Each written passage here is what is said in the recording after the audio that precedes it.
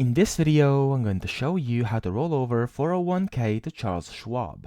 So if we go to their website over here, as you can see, it says that if you decide a 401k rollover is right for you, they're here to help. You have to call a rollover consultant at this following number over here. So you can do either this, or if we scroll down here, as you can see, you can call them, or you can enter this chat over here on their schwab.com website, or you can visit them actually personally to their branch nearby you, and you can click over here to be able to locate it.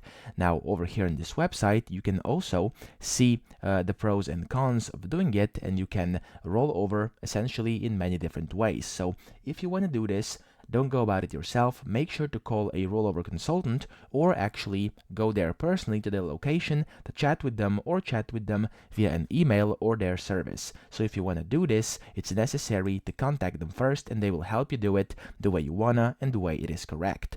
So I hope this video helped you out, and if it did, please subscribe to the channel and help me out as well.